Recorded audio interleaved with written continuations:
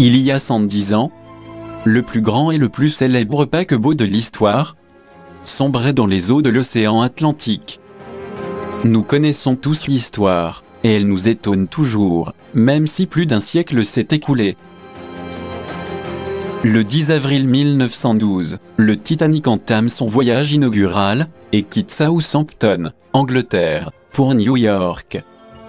Le navire avait pris la mer avec près d'une heure de retard, car il avait failli entrer en collision avec un autre navire, amarré dans le port lors de son départ.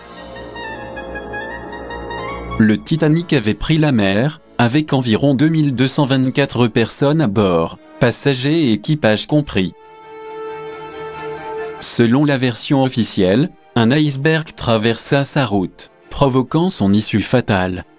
Et 1514 vies ont été noyées dans les eaux glacées. Cette tragique nuit du 15 avril 1912, il y a exactement 110 ans.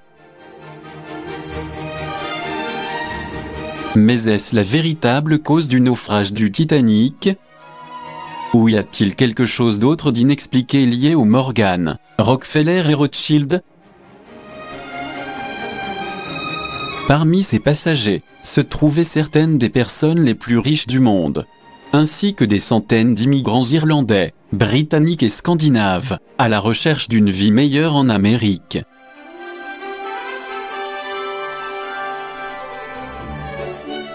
L'énorme navire a été conçu pour être le summum du luxe et du confort, avec un gymnase, une piscine intérieure, une bibliothèque, des restaurants de luxe, et de somptueuses cabines pour les voyageurs de première classe. Le Titanic était un monde de luxe. On a même dit qu'on pouvait s'enfoncer jusqu'aux genoux dans ses tapis.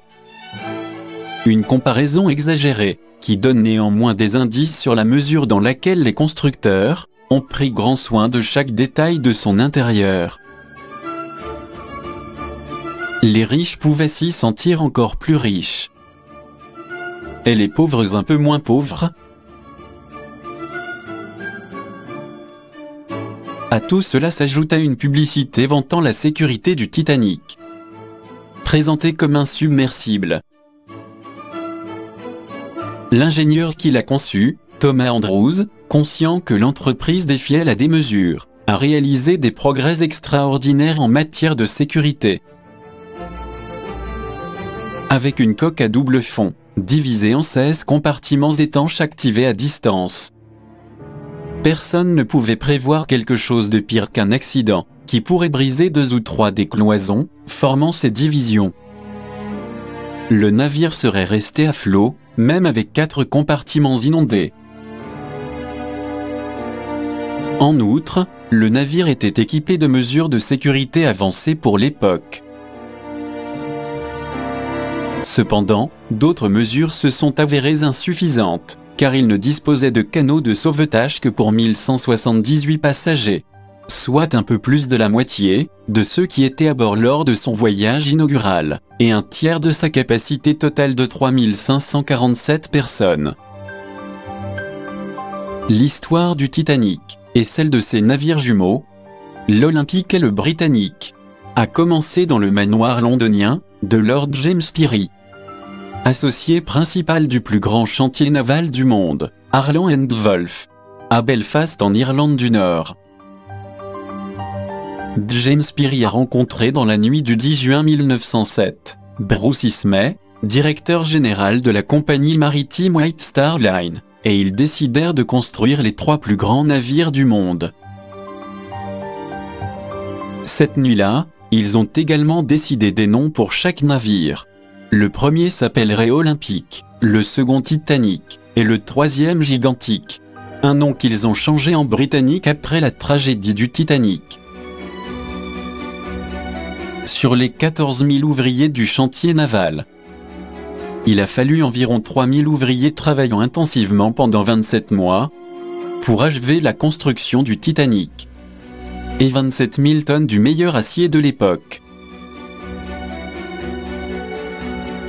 Lorsqu'il a pris la mer le 10 avril 1912, le Titanic était le plus grand navire du monde, avec près de 269 mètres de long, 28 mètres de large et 54 mètres de haut. Tout commence en 1903, lorsque le magnat et banquier américain, John Pierpont Morgan, plus connu sous le nom de J.P. Morgan, à la tête de l'International Mercantile Marine Company, acquiert la White Star Line, une compagnie maritime britannique de transport de marchandises et de passagers. Quelques années plus tard, en 1907, a débuté la construction d'une série de navires de luxe, destinés au transport de passagers sur de longues distances. Il s'agissait des plus grands navires jamais construits jusqu'alors. 3 navires pratiquement identiques ont été construits. L'Olympique et le Titanic qui étaient identiques. Et enfin le Britannique. La construction du Titanic a commencé le 31 mars 1909. Pour un coût total de 7,5 millions de dollars de l'époque, l'équivalent à 180 millions de dollars d'aujourd'hui.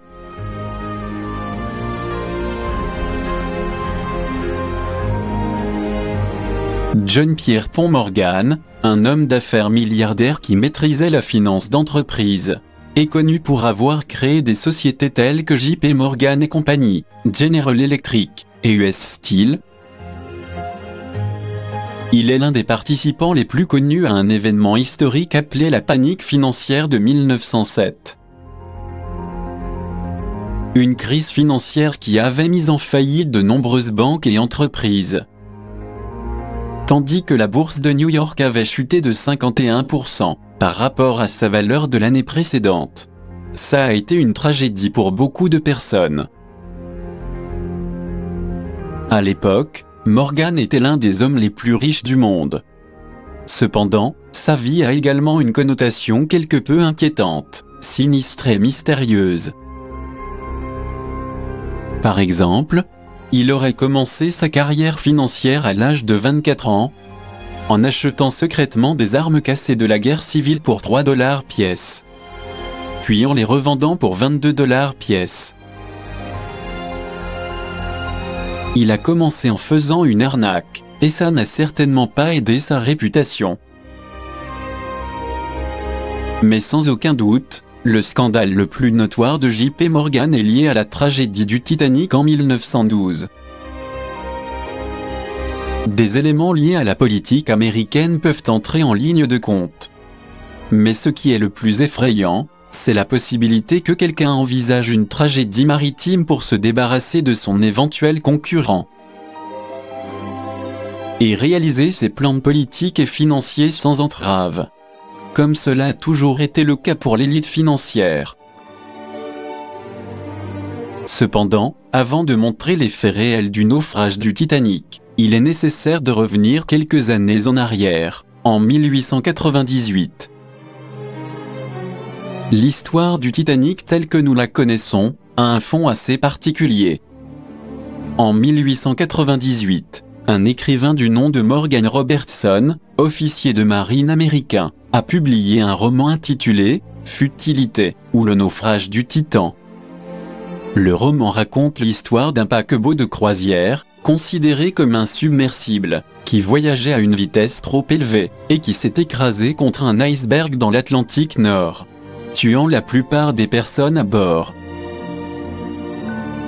L'histoire qu'il raconte ressemble étrangement à celle du Titanic. Mais étonnamment, Morgan Robertson a écrit son roman, 14 ans avant le tragique événement du Titanic. Les coïncidences ne s'arrêtent pas là. Le Titan et le Titanic avaient des dimensions, un poids et une capacité pratiquement identiques. Tous deux faisaient la fierté de leur compagnie maritime, disposaient de la meilleure technologie de l'époque et étaient décrits comme un submersible. D'autre part, tous deux disposaient de logements luxueux, conçus pour attirer les milliardaires de l'époque, et le nombre de canaux de sauvetage était insuffisant. Les deux navires ont heurté un iceberg à tribord, à 400 miles au large de Terre-Neuve par une nuit d'avril, et ont coulé dans l'Atlantique Nord. Sur le Titanic, 2200 personnes ont péri, tandis que sur le Titan, 2500 personnes ont péri. Il y a encore plus de coïncidences entre l'événement réel du Titanic et le bateau de croisière dans le roman. Tout cela fait naître de nombreux soupçons, selon lesquels le Titanic a existé pour remplir le dessein de son auteur, un dessein véritablement sinistre. Il est troublant de penser que le navire n'était jamais censé atteindre le port d'arrivée. Et si tout ce qui s'est passé était en réalité un plan machiavélique bien pensé? 3 ans après le naufrage du Titanic, le corps sans vie de Morgan Robertson, 53 ans, est retrouvé dans la chambre d'hôtel où il séjournait. Cause de la mort, empoisonnement. Encore une coïncidence difficile à expliquer. Mais qu'est-ce qui lie J.P. Morgan à l'œuvre de Robertson? Bien que le roman de Robertson ait été le plus célèbre et le plus marquant, d'autres légendes et récits de livres célèbres, parus des années avant la catastrophe du Titanic, semblent prophétiser la catastrophe à venir. Par exemple, Gerhard Hauptmann, un écrivain allemand, a également publié 6 mois avant la catastrophe un roman intitulé Atlantis, qui reprend plus ou moins le style du célèbre film Titanic de James Cameron. Une histoire d'amour, à bord d'un grand navire qui coule, lorsqu'il heurte un iceberg. Les similitudes entre le livre et l'accident étaient si évidentes, que des années plus tard, lorsqu'un film muet a été produit à partir du livre, il a été interdit par le gouvernement norvégien pour cause de mauvais goût. Par ailleurs, Popular Magazine a publié le 1er mai 1912, une histoire qu'il avait reçue plusieurs mois auparavant, écrite par Maïn Clou-Gervet, qui était en fait l'auteur d'Histoire de mer, dont le pseudonyme était Thornton Jenkins. Dans cette histoire, un bateau de croisière heurtait un iceberg dans l'Atlantique Nord, et le récit nous parle de la lutte de plusieurs passagers pour survivre. Un autre cas frappant est celui de William Thomas Stead, qui 10 ans plus tôt a écrit 2 histoires courtes. Comment le Mail Steamer s'est écrasé au milieu de l'Atlantique, raconté par un survivant, qui relate l'histoire d'un bateau qui s'écrase contre un autre, au milieu de l'Atlantique, et dont les passagers meurent, parce qu'il n'y a pas assez de canaux de sauvetage. Et de l'Ancien au Nouveau Monde, qui raconte comment un paquebot de croisière de la société White Star, le Majestic, sauve les survivants d'un navire qui est entré en collision avec un iceberg. Ce qui rend l'histoire de Stead plus intéressante, c'est qu'il était lui-même un passager, et qu'il est mort dans la catastrophe du Titanic. Remarquable ou non, c'était l'idée de J.P. Morgan de construire le Titanic. Grâce à sa fortune, l'un des plus grands navires de l'époque a été construit. Autre fait important. À bord du Titanic se trouvaient certaines des personnes les plus riches du monde, et beaucoup d'entre elles s'opposaient à la création de la Réserve fédérale et des banques centrales. Et c'est exactement cette idée que Morgan voulait introduire aux États-Unis à l'époque. Un autre point important est que J.P. Morgan avait réservé un billet pour le voyage inaugural du Titanic, mais qu'il a annulé sa réservation à la dernière minute, invoquant la maladie comme excuse juste avant le départ. Cependant, 2 jours plus tard, il a été aperçu dans un hôtel français avec sa maîtresse, apparemment en parfaite santé, alors qu'il faisait du shopping à Paris. En tant que collectionneur passionné et connaisseur d'art, J.P. Morgan possédait de grandes œuvres d'art. Quelques heures à peine avant le départ du Titanic, il fit descendre du bateau plusieurs statues de bronze et d'autres pièces qui lui appartenaient. Étrange, puisque la destination du navire était New York, où Morgan vivait à l'époque. Et que même s'il ne voyageait pas, les statues pouvaient être livrées une fois arrivées. C'était certainement la solution la plus économique et la plus pratique. Cependant, les statues et autres objets d'art de valeur ont été retirés du navire quelques heures avant son départ. Qu'est-ce que J.P. Morgan savait? que les autres ne savaient pas.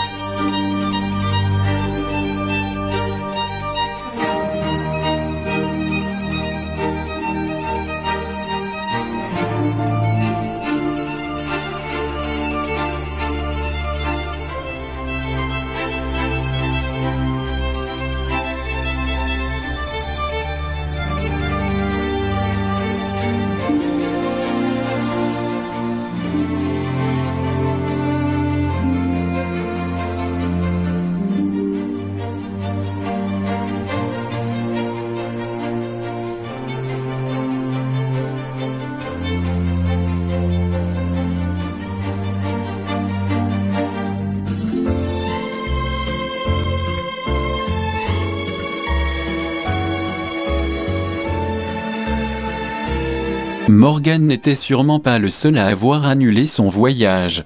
Un de ses amis, Milton Hersey, a également annulé son voyage à la dernière minute et a survécu pour créer plus tard l'empire alimentaire Hersey.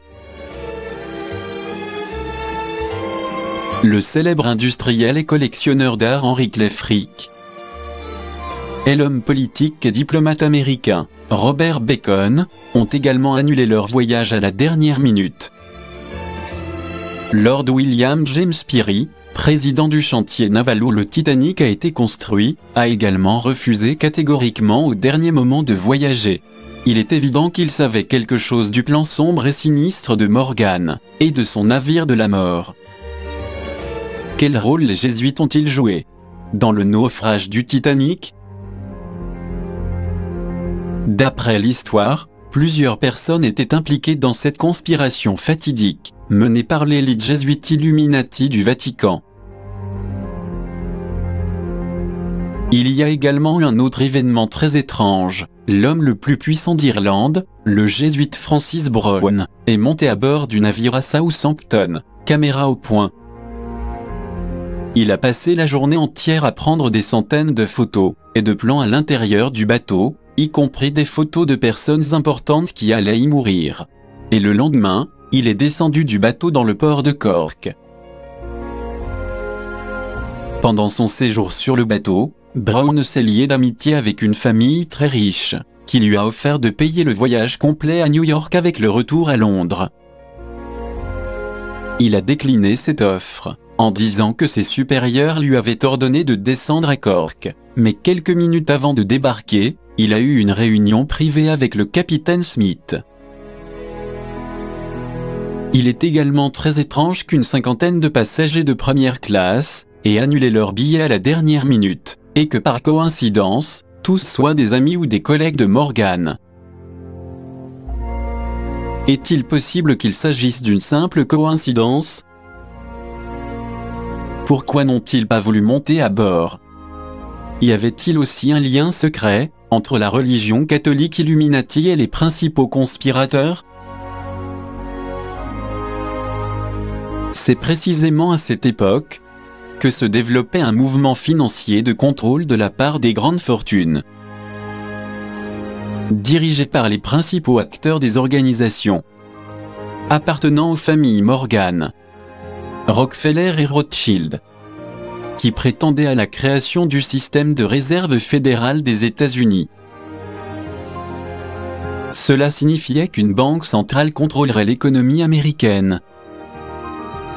Mais le pire de tout, c'est qu'elle serait entre des mains privées, comme c'était déjà le cas dans d'autres pays européens. Ces hommes sans scrupules avaient cessé de se battre entre eux, pour unir leurs forces et créer un système de dette qui les enrichirait encore plus au prix de l'appauvrissement des citoyens, qui avec les impôts seraient obligés sans le savoir, de payer cette dette. Une situation dont nous souffrons malheureusement toujours, depuis qu'ils ont pris le contrôle des banques centrales de tous les pays du monde. Ce plan a été perçu par certains opposants. Des personnes économiquement très puissantes, qui ont pris position contre la création de la Réserve fédérale américaine. Face à cette situation, les élites ont mis au point une série de manœuvres pour se débarrasser de ceux qui cherchaient à entraver leur plan. Et cela impliquait l'utilisation du Titanic comme pièce maîtresse de ce complot. Par l'intermédiaire de la presse, appartenant à Morgan et à d'autres riches financiers, ils ont fait l'éloge du voyage inaugural du Titanic, louant le magnifique exploit technique. En effet, ils ont réussi grâce à des invitations, à faire venir à bord certaines des personnes les plus influentes de la société de l'époque. Parmi les passagers, 3 hommes se distinguent par leur fortune et leur pouvoir. Benjamin Guggenheim, magnat de l'industrie minière et métallurgique, connu sous le nom de roi du cuivre. Isidore Straus, homme d'affaires, juif américain influent, propriétaire du grand magasin Macy's. Et John Jacob Astor, propriétaire de l'Empire State Building, propriétaire de la célèbre chaîne d'hôtels Astoria, et détenteur de la plus grande fortune de la planète à l'époque. En outre, Jacob Astor était un ami et un mécène de Nikola Tesla. Tous les 3 étaient fortement opposés au projet de création du système de la Réserve fédérale, et ont par coïncidence disparu avec le Titanic. Ils étaient aussi contre la Première Guerre mondiale, ce qui constituait un obstacle au plan de Morgan et compagnie. Toutefois, il ne s'agit là que d'une pièce de plus dans le grand mystère qui a toujours entouré la véritable histoire du Titanic. Un voyage dont la fin a radicalement changé l'histoire de l'humanité. Et comme rien n'arrive par hasard, cet événement semblait suivre un plan établi à l'avance, par ceux qui allaient devenir plus tard, les personnes les plus riches et les plus puissantes de la planète.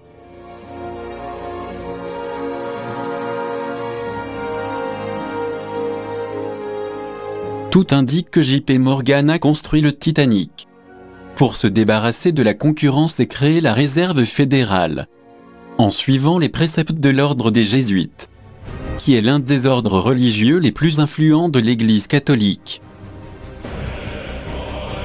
Toujours sujets à controverses et à conflits, les Jésuites ont été depuis leurs origines à l'avant-garde du catholicisme en tant que véritables agents politiques et intellectuels. Au début des années 1830, les États-Unis n'avaient pas de banque centrale. Les Jésuites voulaient désespérément une banque centrale dans le pays, afin de disposer d'une réserve illimitée, dans laquelle ils pourraient puiser de l'argent pour leurs nombreuses guerres et autres affaires nauséabondes dispersées dans le monde. Les créateurs de la Réserve fédérale avaient un allié puissant en Europe, les Jésuites. Cette puissante organisation catholique, que beaucoup considèrent comme le véritable pouvoir derrière le pape, tentait depuis des années de réformer l'économie et les échanges de pouvoir en Europe. Est-ce une coïncidence que le pape Georges Bergoglio soit le dernier souverain pontife de l'Église de Rome, et qu'il se trouve être aussi l'un des supérieurs de l'ordre des Jésuites? L'Église avait été fortement affaiblie par la perte des États pontificaux en 1870. Et les jésuites avaient besoin de déstabiliser les institutions européennes, pour regagner au moins en partie ce qu'ils avaient perdu. Et quel meilleur déstabilisateur qu'une grande guerre! Les jésuites savaient qu'il y avait des hommes puissants, dotés d'un grand pouvoir économique qui s'opposerait à une guerre, dans laquelle des millions de personnes mourraient. Tous, y compris les Guggenheim. Strauss et Astor, entre autres, ont été invités à inaugurer le navire le plus luxueux du monde, le Titanic. Mais quelques années plus tôt, en 1910, cet homme s'était réuni sur l'île de Jekyll, au large des côtes américaines de la Géorgie, pour créer une banque centrale qui s'appellerait la Federal Reserve Bank. Ces hommes étaient Nelson Aldrich et Frank Vanderlip, tous deux représentant l'empire Rockefeller. Henry Davison, Charles Norton et Benjamin Strong, représentant JP Morgan. Paul Warburg représentant la dynastie des banquiers Rothschild. Et enfin, le secrétaire adjoint au Trésor, Abraham Piatt Andrew. Ces trois familles financières, les Rothschild, les Morgan et les Rockefeller, auraient fait tout ce qu'il fallait pour détruire la liberté constitutionnelle aux États-Unis, afin de permettre au pape de dominer le monde, en attaquant continuellement la Constitution et les libertés civiles de l'Amérique. Comme un certain nombre de personnes riches et puissantes avaient clairement fait savoir qu'elles n'étaient pas favorables à la création du système de la réserve fédérale, le Titanic, ce navire insubmersible, allait servir de navire de la mort pour ceux qui s'opposaient au projet des jésuites de créer la réserve fédérale. Car ces hommes riches et puissants auraient été en mesure de bloquer cette création de la réserve fédérale. Il devait être détruit par un moyen si bien orchestré que personne ne soupçonnerait le meurtre. Le Titanic était le lien avec cette destruction. En raison des règles restrictives pour monter dans les canaux de sauvetage, les enfants et les femmes en premier. Le milliardaire John Jacob Astor mourra, tandis que sa femme Madeleine survivra à la catastrophe. De même, le roi du cuivre Benjamin Guggenheim n'a pas survécu, parce que son majordome n'a pas permis qu'il soit réveillé cette nuit fatidique. Quant à Isidore Strauss et sa femme Ida, bien que l'évacuation ait commencé par les femmes et les enfants, Ida est descendue d'un canot de sauvetage parce qu'elle refusait de quitter son mari. Rappelons que le Titanic appartenait à JP Morgan et que son capitaine Edward Smith avait été capitaine de l'Olympique et du Titanic. Mais on sait aussi qu'Edward Smith portait le titre de tempore coadjutor des Jésuites, ce qui signifie en termes simples un jésuite non ordonné. Les coadjuteurs temporels doivent fidélité à l'ordre jusqu'à leur mort, même s'ils ne sont pas prêtres. Le capitaine Smith avait parcouru l'Atlantique Nord pendant 26 ans et était le capitaine le plus expérimenté au monde en matière de voyage transatlantique. Peut-être avait-il des ordres spécifiques, car quelque chose ne cadre pas avec son ordre de conduire le Titanic à une vitesse plus élevée que prévu, compte tenu du grand nombre d'icebergs sur cette partie de la route et du risque encouru. Certains historiens affirment que le capitaine du navire tragique a inventé la phrase suivante: « Même Dieu ne peut pas couler ce navire ». Mais d'autres l'attribuent à l'épouse du riche Albert Caldwell, qui, observant des employés charger les bagages dans le port de Southampton, demanda à l'un d'eux: « Ce bateau ne peut-il pas couler ?» Et il a répondu: « Non madame, même Dieu ne pourrait pas couler ce navire. » À 23h40 le 14 avril, 4 jours après avoir pris la mer, et à quelques 600 km au sud de Terre-Neuve, le Titanic a heurté un iceberg, selon la fausse version officielle. La collision a déchiré plusieurs plaques de la coque, sur le côté tribord sous la ligne de flottaison, le long de 5 de ces 16 cloisons, qui ont commencé à être inondées. Pendant 2 heures et demie, le navire a progressivement coulé par sa partie avant, tandis que la partie arrière se soulevait. Pendant ce temps, plusieurs centaines de passagers et de membres d'équipage ont été évacués dans des canaux de sauvetage, dont presque aucun n'a été rempli à pleine capacité, en raison des règles strictes du protocole d'évacuation. Entre-temps, le Titanic tirait des fusées éclairant toutes les 5 minutes, dans l'espoir qu'un navire le repère. Certaines ont été vues par le Californian, à quelques miles de là-bas, qui aurait pu sauver de nombreuses vies s'il avait été sur les lieux. Mais le Californian ne leur est pas venu en aide, parce que le Titanic n'avait que des fusées blanches, qui ne laissaient voir en aucun cas un danger. Dans ce cas, elles auraient dû être rouges. Pourquoi le plus grand et le plus luxueux paquebot du monde n'avait-il pas de fusée rouge? Peu avant 2h20, le 15 avril, le gigantesque navire s'est brisé en deux et a coulé avec des centaines de personnes encore à bord. La plupart des personnes restées à la surface de l'eau sont mortes d'hypothermie. Mais certaines ont pu être secourues avec des canaux de sauvetage. Les 712 survivants ont été recueillis par le paquebot Carpathia, quelques heures plus tard. Un peu plus d'1 an plus tard, en 1913, la Réserve fédérale était née, enterrant la liberté bancaire et monétaire comme jamais auparavant dans l'histoire. C'est l'une des plus grandes réussites de la plutocratie au pouvoir dans le monde d'aujourd'hui.